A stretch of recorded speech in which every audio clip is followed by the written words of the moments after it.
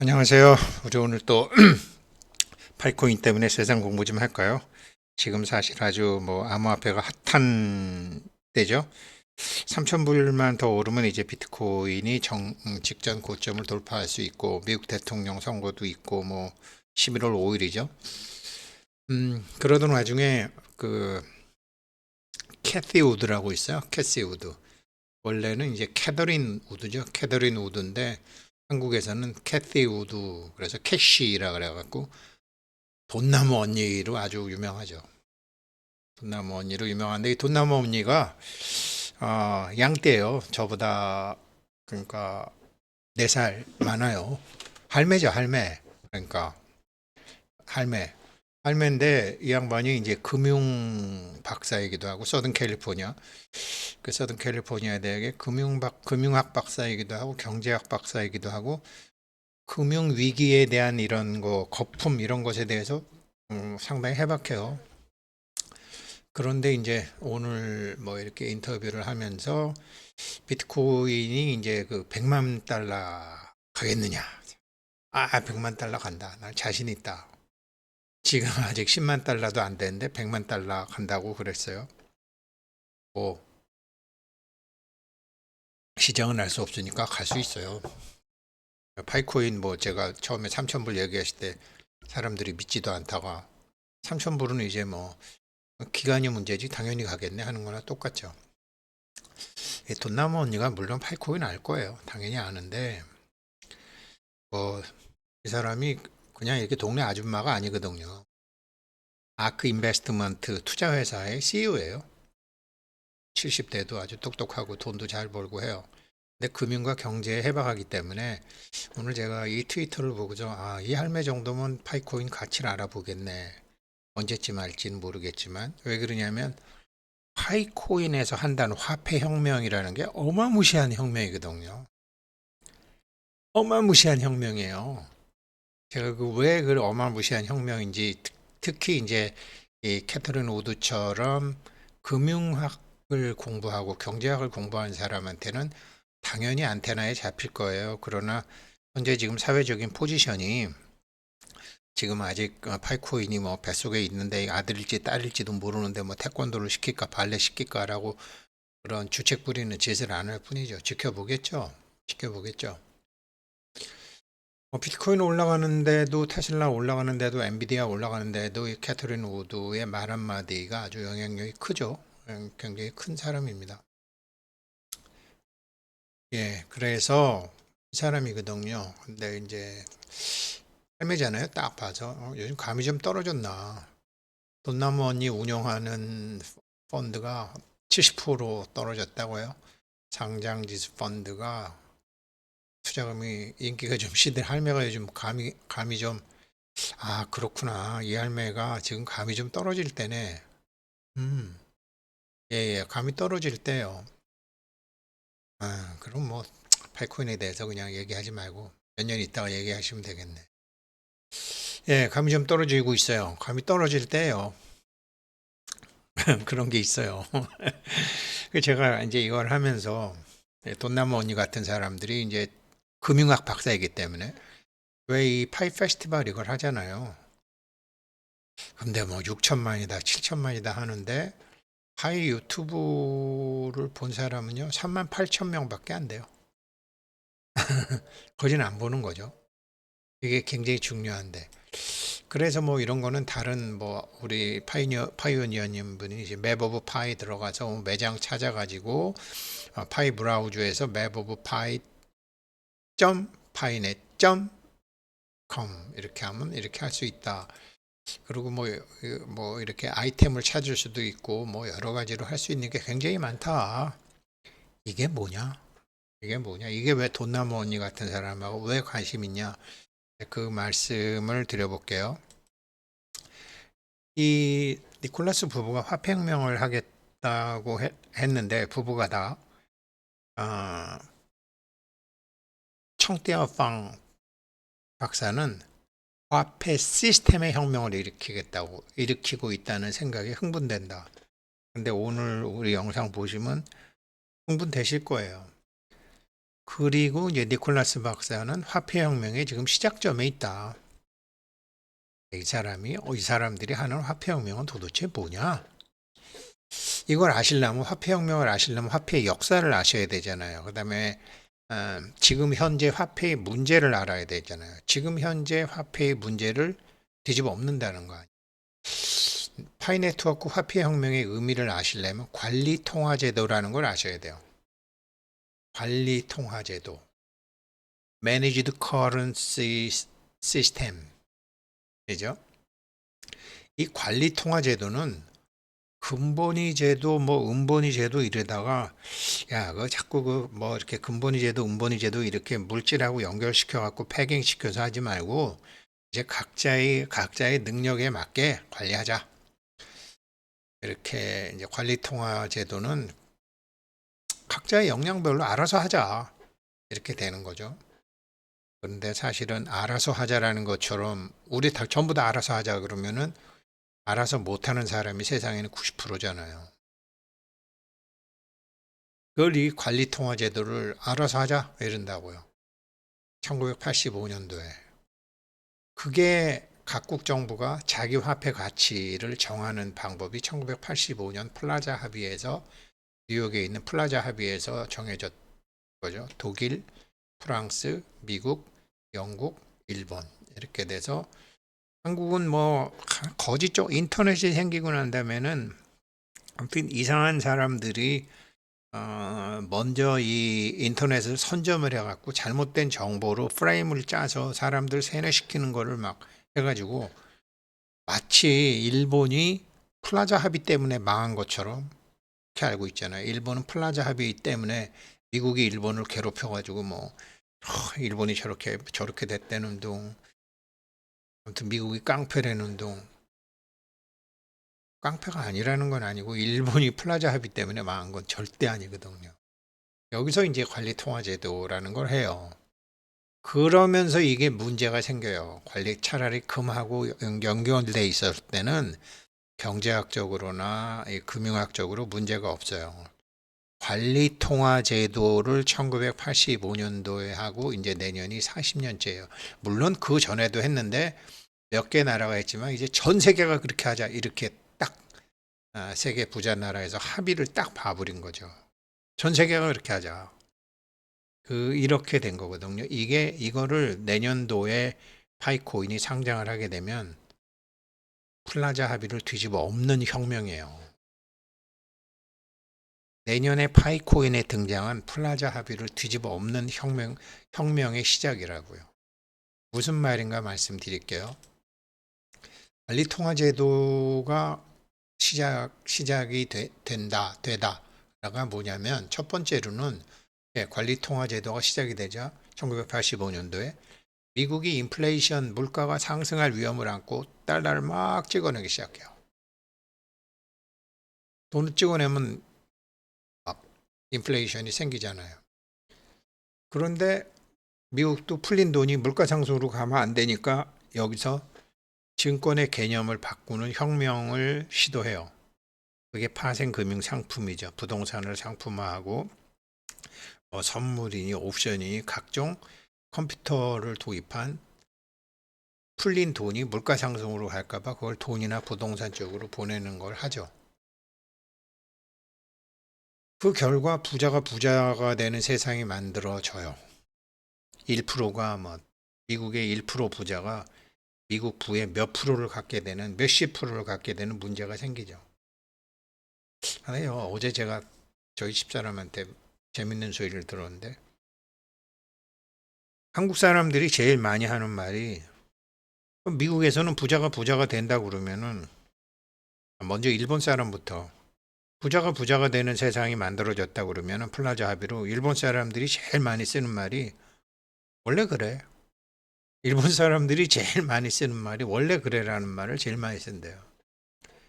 반면에 한국 사람들이 제일 많이 쓰는 말이 이게 말이 되냐? 이거래요. 그래서 일본 사람들은 굉장히 순정적이고 한국 사람들은 반항적이라는 거죠. 그 말이 되냐? 그래서 부자가 되는 세상이 이게 말이 되냐? 그러니까 우리나라가 금수저, 흑수저 뭐 이런 것도 있잖아요. 일본 사람들은 원래 그런 거야. 그리고 한국 사람들은 이게 말이 되냐? 그러는 게 있다고 그래요. 부자가 1%가 몇십 프로 돈을 갖는다라는 거는 한국 사람 입장에서 그게 말이 되냐? 그런 거죠. 물론 자체적으로 이제 경제 공평화를 위한 경제 확장을 시도를 해요. 꼭 이렇게만 가면 안 되니까. 그래서 미국에서 자체적으로 경제 공평화를 위한 경제 확장을 시도를 하는데 개발도상국에 투자해서 전 세계적 규모의 경제를 개발해. 여기서 중국 사랑이 시작이 되는 거예요. 1970 몇 년도에 한국은 막 그렇게 짓밟고 중국 사랑이 시작이 되는 거죠. 정말로 뭐 케네디 닉슨 이후에 뭐 미국이 한국을 괴롭힌 거는 뭐 말도 못 하는 거죠. 중국하고 좀 친하게 지내고 싶은데 한국 사람들이 너무 호전적이고. 그래서 중국 사랑이 여기서 이것 때문에 시작이 되는 거예요. 1971년도에 금태환 정책 폐쇄하면서. 그리고 두 번째가 이제 기술혁신을 통해서 전 세계 국민의 생활을 이제 여러 방면에서 혁신하겠다. 여러 방면. 그래서 이제 IT 막 이런 게 오면서 이제 실질적으로 미국에서도 이제 빈부격차, 그다음에 선진국과 후진국가의 경제 격차를 줄이는 걸 많이 하죠. 사실 여기에서 한국도 여기에 도움을 많이 받았죠. 1980년도 초중반을 걸치면서. 그리고 이게 잘못됐다. 개발도상국의 투자의 세계적 규모를 확대하겠다. 중국 사랑이 첫 번째고. 그리고서 이게 마지막으로 증권을 하겠다요. C가. 그러니까 이제 금융혁명을 하겠다 그런 거예요. 그랬는데 결국은 금융이 붕괴가 된 거예요.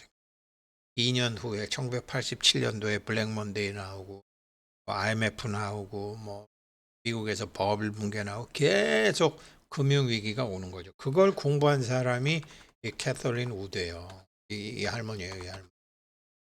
돈나무 언니가 이거 공부한 사람이라. 그러면서 지금 글로벌 경제에 대한 위기가 점점 커져가고 있기 때문에 비트코인은 점점 올라갈 것이다. 이렇게 돼서 그런 얘기를 한 거거든요. 그래서 100만 불 간 거다. 근데 이 언니 뭐 비트코인이 못 올라간다는 게 아니야. 이 언니가 좀 경제학 박사답게, 금융학 박사답게 좀 감을 찾으려면 파이코인과 인연이 닿아야 된다. 파이코인이 어떤 화폐 혁명을 하는지를 알아야 된다. 파이코인의 화폐 혁명은 이런 관리 통화 제도의 문제. 이 관리 통화 제도가 이거거든요. 플라자 합의라는 게 뭐 어쩌고 플라자 합의를 보면 뭐 일본이 어쩌고 저쩌고 일본을 저지했다 이런 소리 하지만 그거 정답 아니에요. 정답은요. 관리 통화 제도는 각국 정부와 중앙은행이 통화 관리에 실패하면 그 나라 화폐는 휴지 조각으로 변하고 만다라는 거죠. 각자 해야 되니까. 그 전에 1971년도에 미국이 금태환 정책 폐지하고 중국하고 손잡고 그 다음에 변동환율제하고 석유는 달러로만 거래되는 페트로 달러를 정하고 나름대로 그렇게 해놓고서 각국 법정화폐가 불안정하게 고정환율을 변동환율로 바뀐 거예요. 미국의 축을 딱 세워놓고.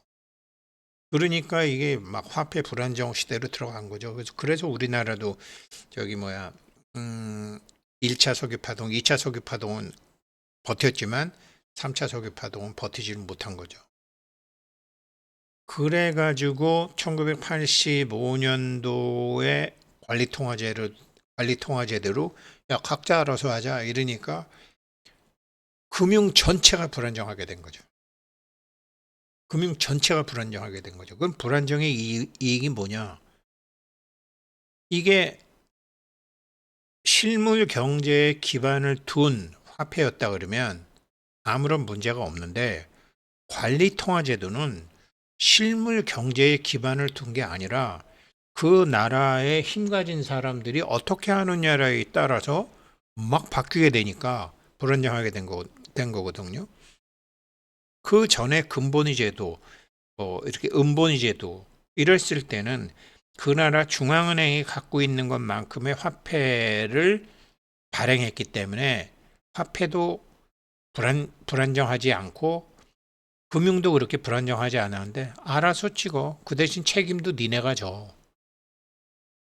그리고 왜 플라자 합의에 사람들이 그 다섯 나라가 모였느냐.